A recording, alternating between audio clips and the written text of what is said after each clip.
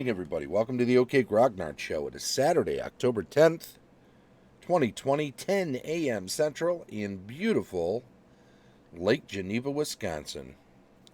Well, it's Saturday, and that means it's GM Reviews Day. I've got an interesting one here because it is ostensibly a gaming book. It's a supplement for Castles and Crusades called Arms and Armor. It is, I am told, a revision, expansion on another book they had, the Castellan's Arms and Armor's Guide.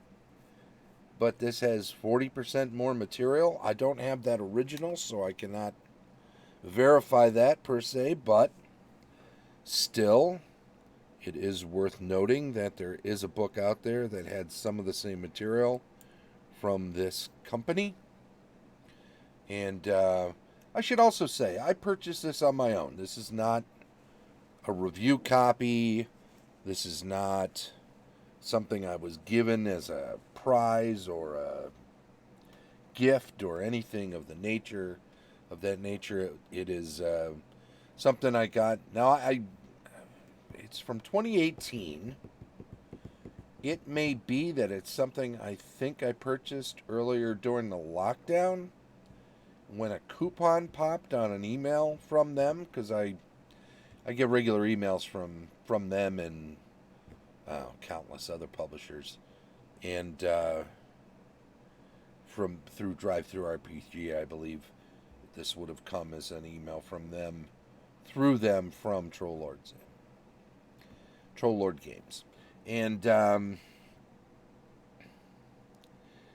saw this, and I thought, this reminds me of a third edition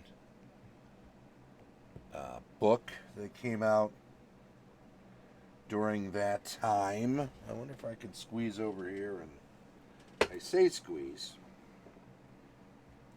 but it's not too much of a squeeze. There was a book from Monkey God Enterprises called Stone to Steel. Well, you can see the reflection from that ring light, huh? Can't get out of it. That's about as good as that gets. Okay.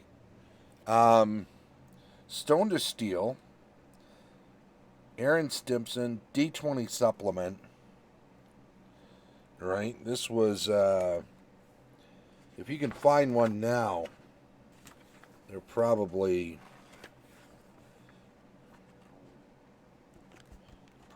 closer to $100. 350 pages approximately, $40 MSRP.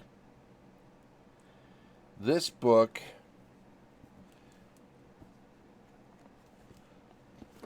just took all sorts of arms and equipment and armor and broke it all down. Broke it down by region and by time period. It had all sorts of variations. It had pretty good illustrations. There's Rome. Let me see if I can get one of their timeline graphics, which they throw in. I was just about to make a really bad joke and didn't mean to, and didn't know I was going to make it until it was just about out. They break things down on tables with the pertinent information, so you can deal with that. There's Roman armor, armor class, max dex bonus. This was all third edition compatible, so spell failure percentage, weight, so on and so forth on that.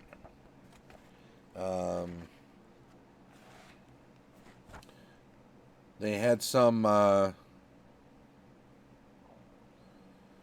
classes and some other stuff in there. There's a table for the yeoman, who was a sort of a rank and file soldier. Most people think of that Dark Ages. Think of that in terms of a the many archers that from British history. Far East weapons, whole pages full of breakdowns of different types of weapons. Anyway, great book. This, I think, is one of the top 10 books from the 3.xe era, if you will, along with a few Green Ronin books. The advanced books are pretty good. The Atlas games, Love and War, Dynasties and Demagogues, Crime and Punishment. Those three, I think, are right on there. Book of the Righteous, Expeditious Retreats, famous Magical Medieval Society. These are all books that I think were books that every D20 era 3.x, even into Pathfinder game designer, and even GM should have if they're fleshing out their world and trying to make it more.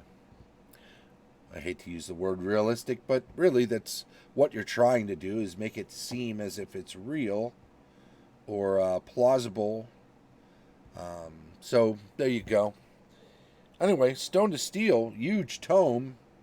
The book I'm talking about today, it's just 60 pages. It's a little more quickly digestible. It focuses on medieval fantasy, mainly medieval arms and armaments. It is a not meant to be as all encompassing as that. I mean, this is from Stone to Steel. This goes back to the Stone Age, and it goes up through.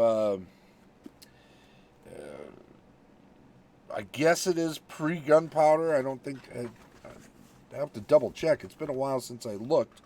I don't think they get into firearms in this at all. So, yeah, I don't think we get into that. So, by staying shy of that, we're talking about an attempt to catalog every melee and every missile weapon, going all the way back through even into prehistory to some degree, right? Arms and Armor, however, a little more concise, 60 pages, not 350. Looks at one particular period, really a medieval period, which admittedly there's kind of three periods in medieval period, right? There's the early Middle Ages, the through the High Middle Ages, Middle Ages. What's the word I'm looking for? I'll get back to it. And then if you want to consider, they kind of consider the early Middle Ages the beginning, the Dark Ages, the after the fall of Rome. So if we include weapons from all of that, it is a pretty expansive period, right?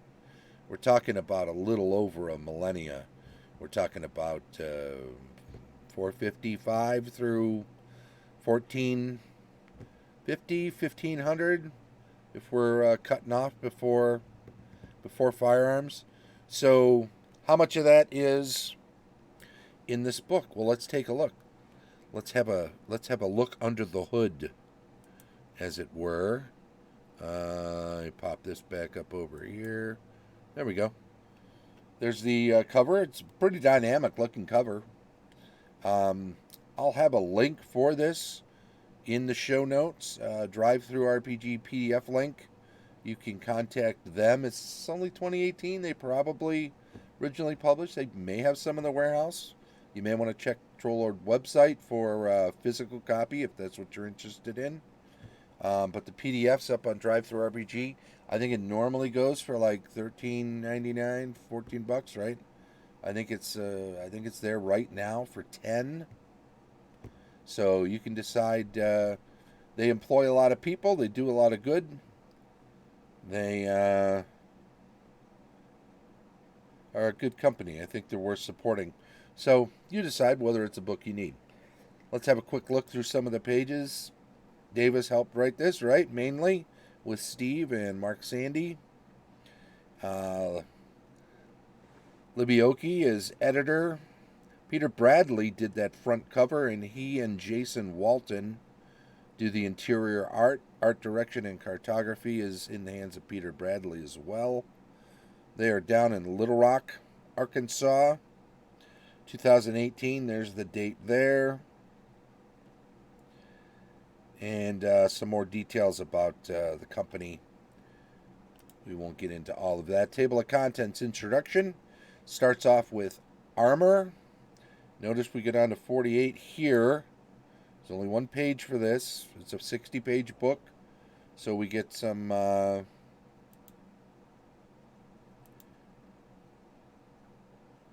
divisions here.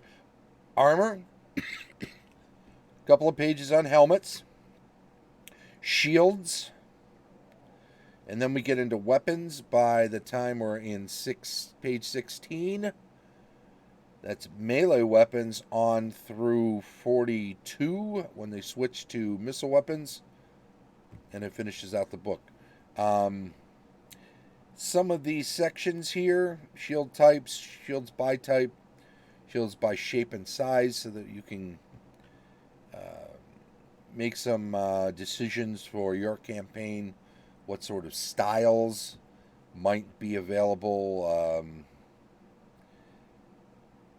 Components of armor, pretty good section there. We'll get to that. And all the different types of melee weapons are broken out. A whole section of pole arms, obviously.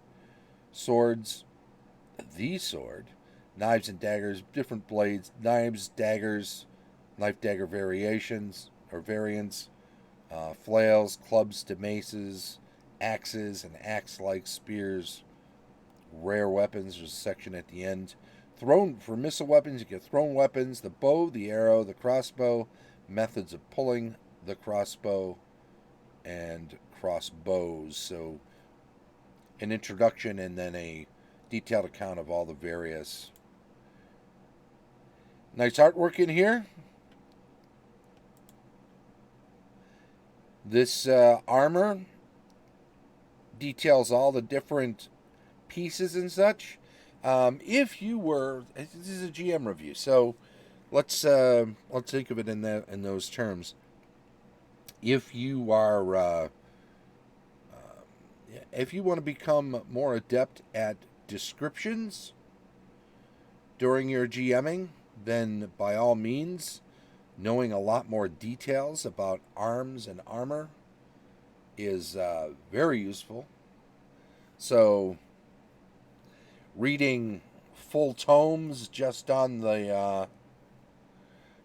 Greaves, a 200-page treatise on Greaves is not going to be as useful for you as a book like this, where there's a couple of pages detailing all the different pieces of armor that are worn. 1, 2, 3 pages. Basically a glossary of armor terms. Then it gets into types of armor. And we've got illustrations for most of these, where one type of armor is broken out into different materials. You might have one picture for all three, for instance. But plenty of illustrations to help you envision them yourself when you're reading the different descriptions, so that you can help utilize your own talents of description by seeing a picture of something at the same time you're getting an overview, right? All different types of armor, leather and metal and everything in between, padded, ring, splint, the typical armors that you find in games like D&D, of course, and in many other RPGs that are based in a medieval fantasy period. We've got a couple of pages on helmets with some good illustrations too. armet, bassinet, close helm, great helm. And these are more detailed, much more detailed than most gaming would have. But you can pick out these based on the real world region where these would have come from, and the period they would have come from. And if you're trying to stylize a region in your campaign setting after some real world place, helps to know what their armor would have looked like. This is very useful for that. Get further into shields, the different portions of the shield, and then a cataloging of a whole bunch of different types of shields. Now, all of these have sketches. They are not super hard illustrations. They're not meant to be. They're simple sketches for these various types. The armor before that, and now the shields. And that's all you need. It's enough. Shields by shape and size. It tells you a little more about what periods and what locations, regions would have spawned certain types of shields. So too, when we get into weapons finally on page 16, 17, whatever it is, starts off with clubs and maces. And it goes through them, and there's a sort of a progression, as you can see. Now, obviously, it's not meant to suggest that there's a sort of lineage where everybody started with a simple club and worked their way up. These are different types of bludgeoning weapons from different periods and different locations. This Baculus, for instance, gives you an idea what some of these would have, some of these different places would have found to be typical of what you'd see there. Go on and hit the battle maul. Notice the different heads on these various maces, and I think that's an important thing to note. Some are a little more vicious than others. Something to contend with. These flails here. Then we get into knives. Knives being edged on one side, right, is the basic description difference. Beautiful here. And then we get into daggers edged on both sides of the blade. Lots of fantastic illustrations. Ooh, look at that. There's the old, is that the old tongue tool that they use on the Lord Kasumba channel to take care of player characters that have said too much? Sword's obviously going to be a lot more detailed in its overall description, right? To give you an idea of all the different parts of a sword, the morphology, as they say.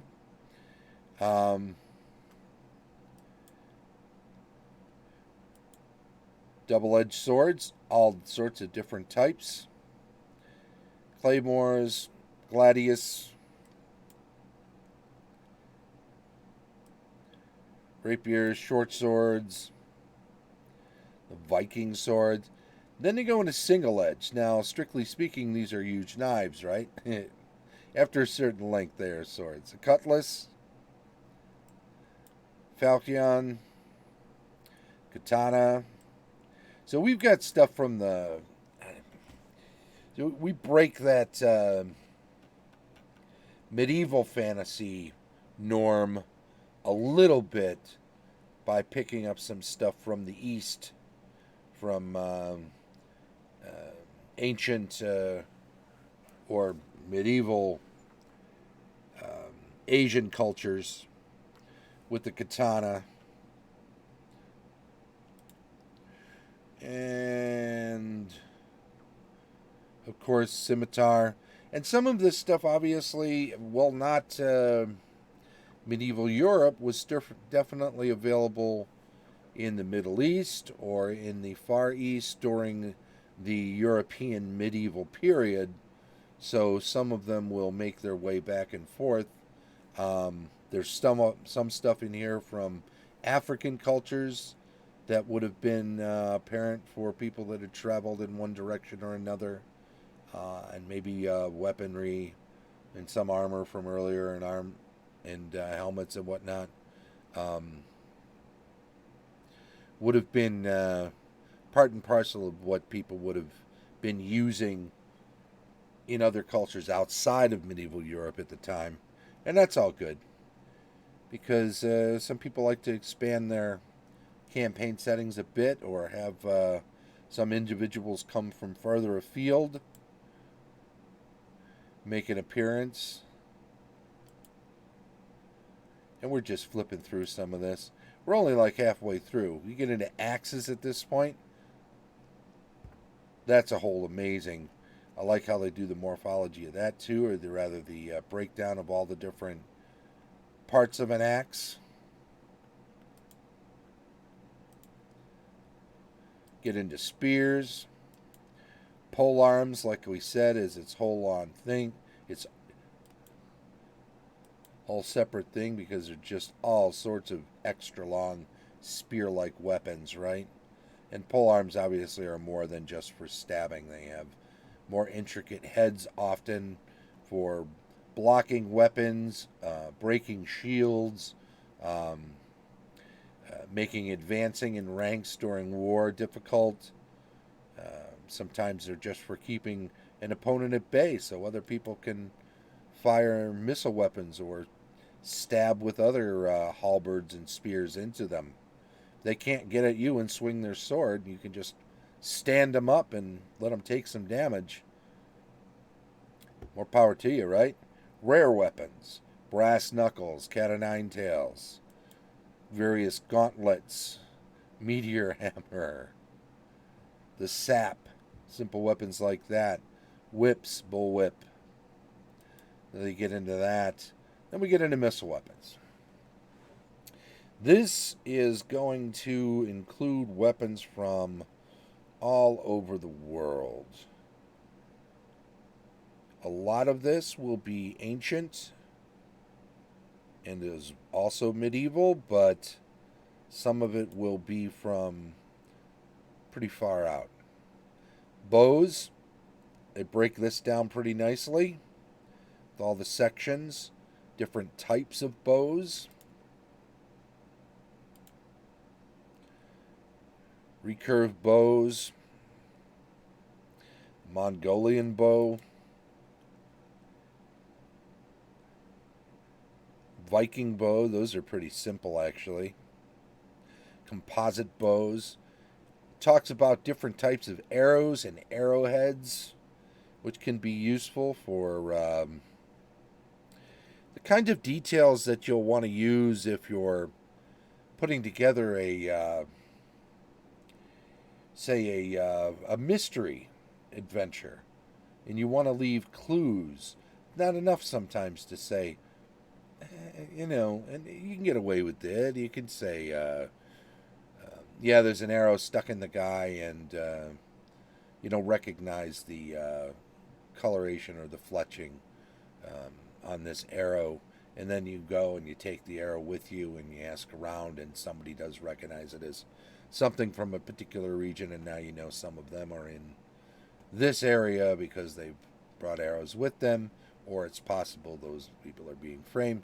You can do that sort of thing enough with fletching, but if you get into the details of the arrowheads, you can even add a second layer there for people to discover. Well, we've pulled this arrow out and the fletching says it's these guys, but they don't use this kind of arrowhead. This is an arrowhead that's used by so-and-so. In fact, I know a guy whose specialty is making these. He probably sold them. You go to this guy and he says, yeah, I sold a half a dozen of those a week ago, but that's not our fletching. That's not the fletching that was on them when we sold them, so I'm not sure what. And then you have to look around and figure out, I don't know. I'm rambling a bit, but that's part of the GMing reviews process. The crossbow, again, a nice breakdown of all the working parts of a crossbow. All right, different types of crossbows. Repeating crossbows, pretty nasty. Then we get into tables at the end, okay? So page 49 onward is a bit of breakdown. This is the cost, bonuses, AC bonuses for the armor here. And this is broken out based on Castles and Crusades. So the pricing, if you're using any kind of D&D, probably the pricing is all pretty useful, pricing information. The AC bonus and stuff, that's the way they do armor in Castles and Crusades. Might be less useful for other systems, but I think we can already see there's so much information to have gleaned from this tome for any medieval fantasy game rule set that it has a more universal appeal than just for Castles and Crusades. I think the damage assigned from these weapons, the damage range for these weapons, is fair to say that'll cross over. Ranges for the weapons, the missile weapons and such, I'm pretty sure all of those will be fine. My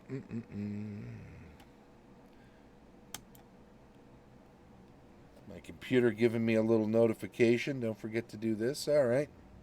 I will not forget to do that. Short range, maximum range, cost again in all these things. Useful enough. And then a really good index. A book like this, most books, let's face it, most gaming books need to have a good index. A book like this, if you don't have a good index in it, then you're in serious trouble. But this does. And there you go. Open game license. So it breaks down what's useful, what can be used elsewhere. A lot of this is details and useful. Back cover gives you some idea what's going on there. So all in all, I think a pretty good book. My GM review has to be, heck yeah, pretty good. Like I said, I probably picked it up myself when I got a coupon in an email. I already have this Stone to Steel, so did I necessarily need that? I don't know. Maybe not. But I think it's a more concise, more reasonably priced example of the same thing as that. It's up to date. Certainly, if you use Castles and Crusades, it's a wonderful piece to have to create more detail in your setting. If you design medieval fantasy game supplements for any system, any D&D like system, Castles and Crusades, getting into Osric, you're getting into anything else, I would say this is one of those ones that'd be very good to have on the shelf as a reference material. If you're creating your own setting, if you're a GM that likes to do setting work, absolutely. If you're an illustrator, I would guess this would be a great jumping off point. Depending on how detailed you'd like to get, you're probably going to wind up wanting to have a whole shelf full of books on arms and armor and weaponry and that sort of thing for detail work.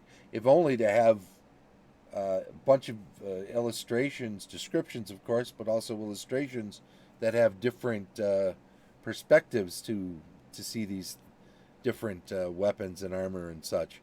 But as a baseline book for that sort of thing, I don't think you can go wrong. I think it's really well worth it. So I would check it out. I don't want to make it a hard sell. We are 30 minutes in, and I'll tell you what, I kind of should be going a bit longer because we're doing this as part of a seminar for Autumn Revel. So let's talk a little bit about Autumn Revel. How's that been going for people? If anybody wants to chime in with their own experiences, I will say that I actually played in a Castles and Crusades game last night, which I hadn't done for a while. It's been around a long time. I think Steve Chenault was saying the other day that he considers Castles and Crusades to be one of the first games for the OSR. I don't know how true that is because I think it is more like a third edition alternative. One that tries to do a few things like armor class and whatnot to hearken old school games and stuff. Those guys are wonderful. They grew up on first edition and such. But I think you got to give the nod to Osric as being the real first rule set for the old school revival. Because there were other companies aside from Troll Lord with Castles and Crusades that were trying to do things that reminded people of earlier editions without getting into a bunch of names. Certainly Goodman, though, and some others that were doing some adventure modules like that.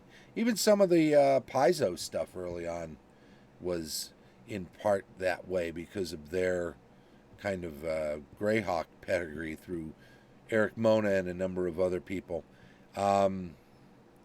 As I said, the Troll Lord guys grew up in a kind of a first edition background, right? First edition and onward. First edition AD&D. Certainly the Osric guys were creating a first edition, the first edition retro clone. It was Osric is meant to be first edition Advanced Dungeons and Dragons with the serial numbers filed off, using as much open game license material as they can to create it, and then I find I should say this at this point because I think there are a number of companies that have glommed on to the OSR and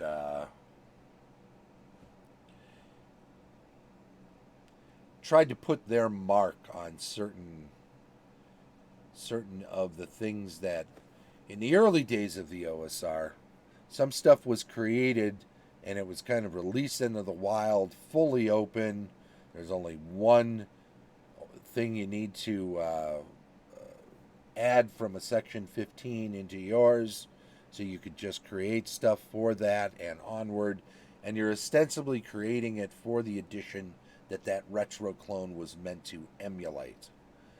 But I think there are a number of companies that, and I don't find Troll Lord to be one of those at all, a number of companies that gathered up as much of that as they could and tried to put it into their own box that other people, if they wanted to use that stuff or advancements on that stuff, would then have to recognize this other company. Troll Lords went another way. They created their own system and then kept developing their own system without forcing people to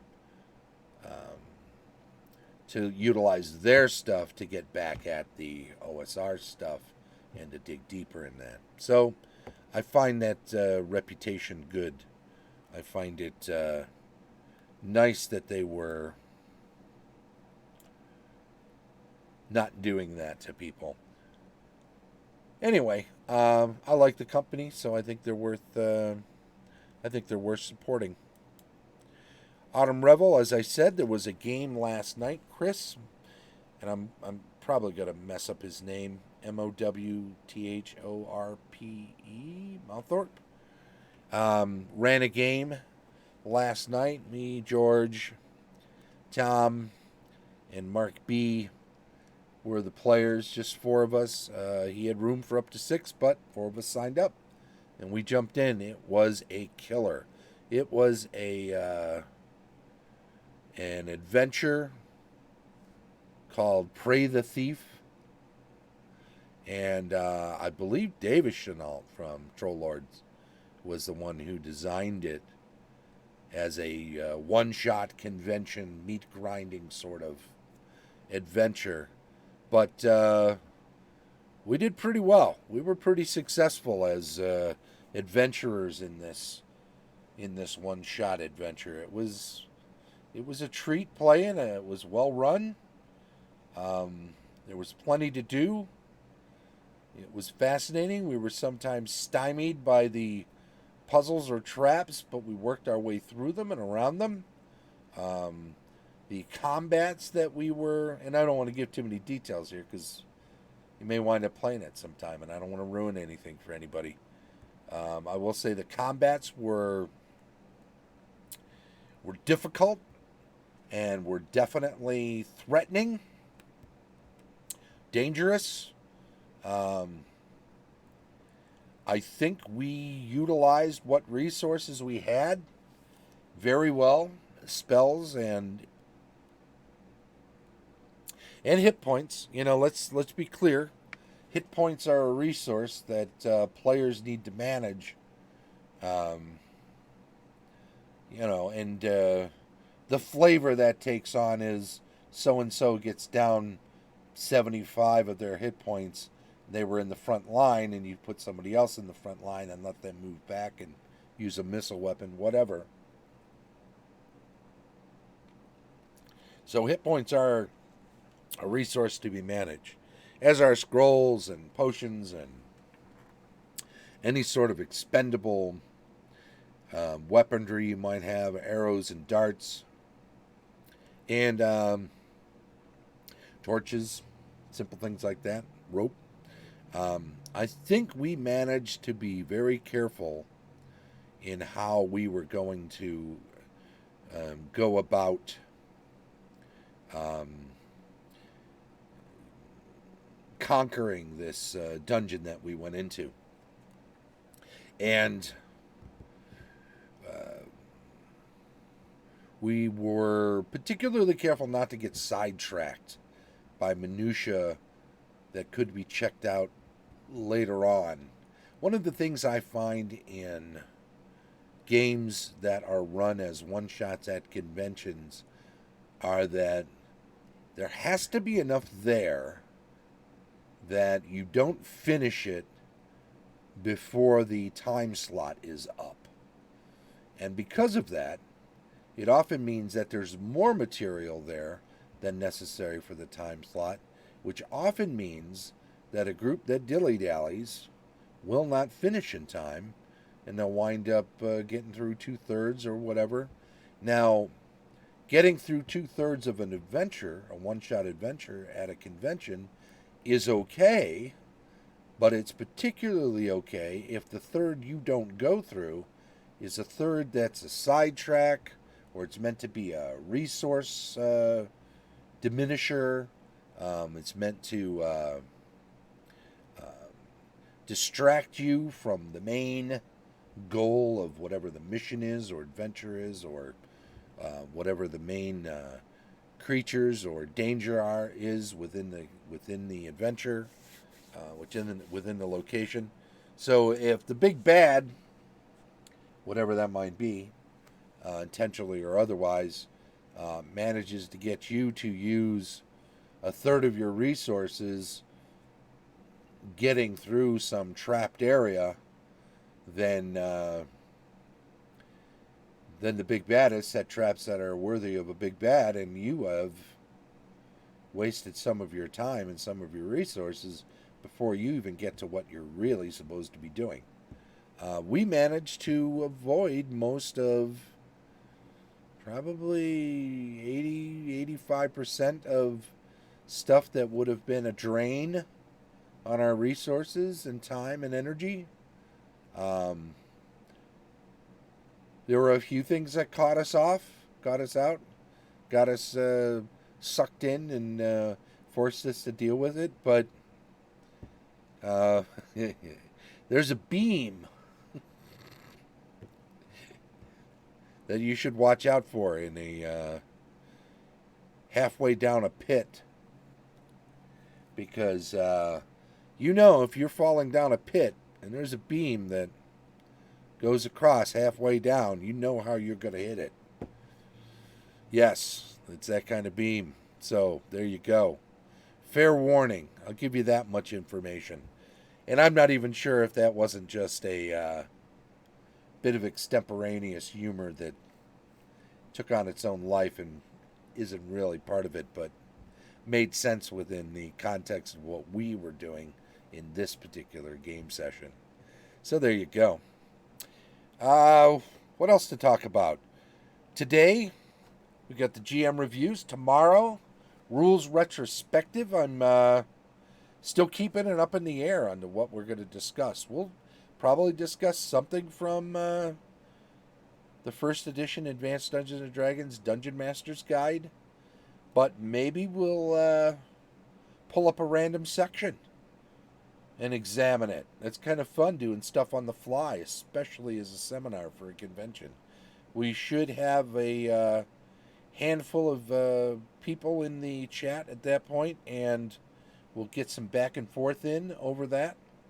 I'm running games today and tomorrow at 1 o'clock Central in Steading with the Giant, and it's a updated kind of homage to Steading of the Hill Giant and all of the subsequent material that went into that. Yeah, this is meant to be 2 generations later.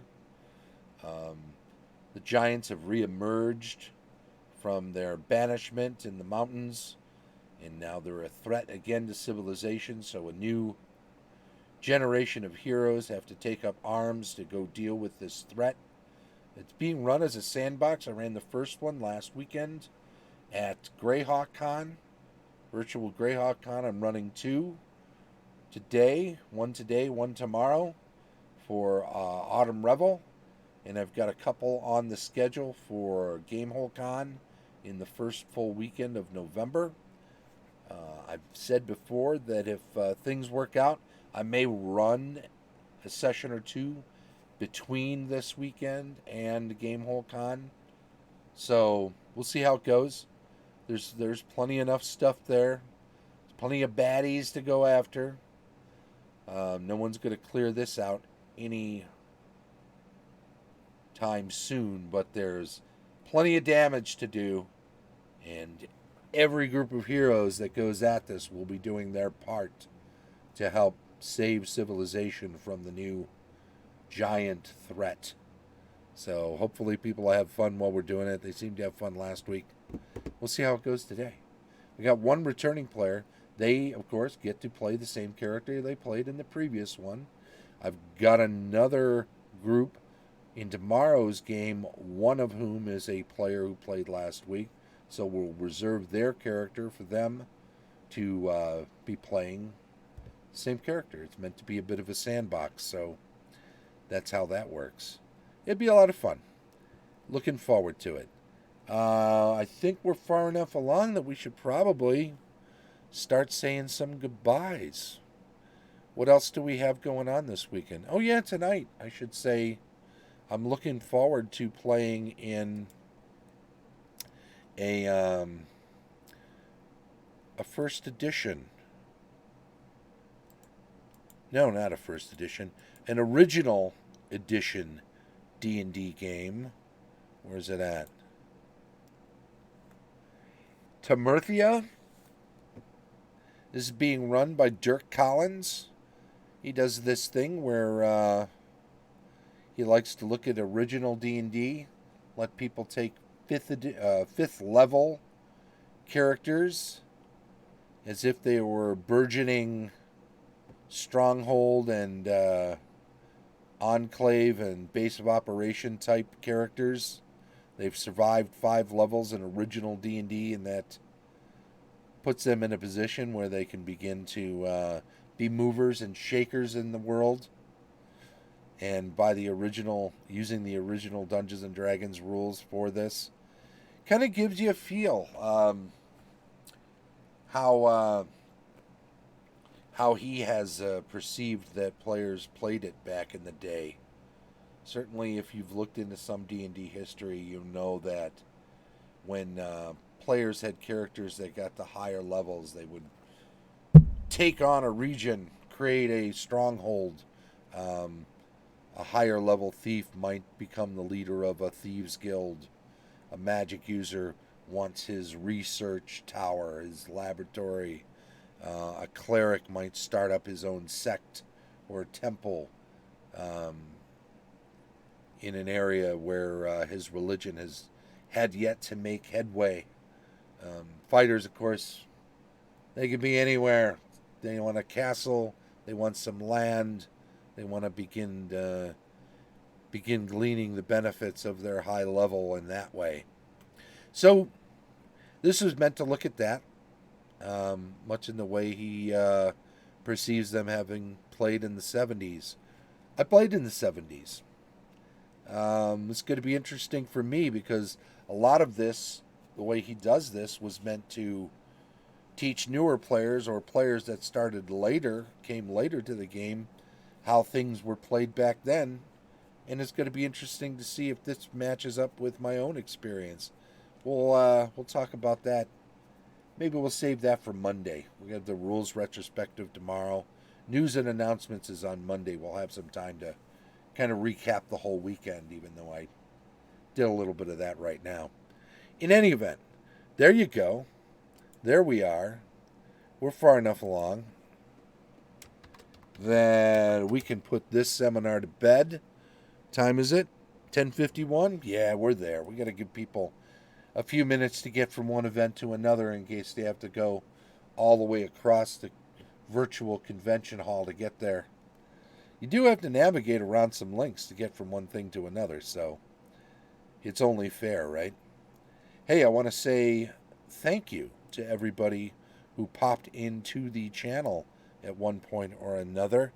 If you do, be sure to follow the Twitch channel and chime in on the stream chat when you do, because we keep a little list of everybody who does that over the course of the week, and then come Monday, we draw a name out of the hat and do a little giveaway.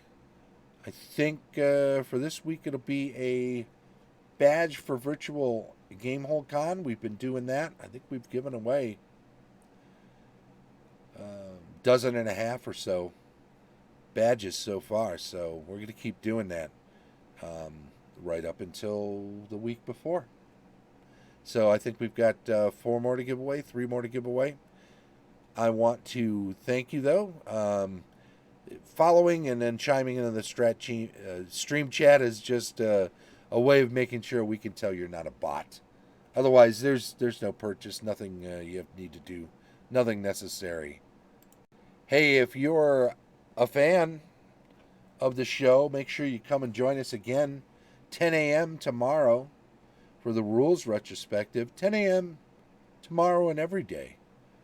But we got a weekly schedule. Monday's news and announcements. We've got cartography and world building on Tuesday. Campaign discussion on Wednesday. GMing tips on Thursday. Building adventures on Friday. GM reviews like today.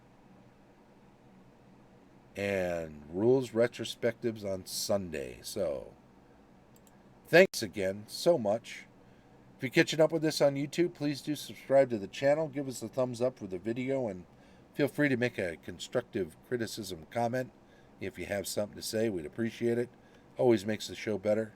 Thanks again from the OK Grognard Show in beautiful Lake Geneva, Wisconsin. Bye-bye.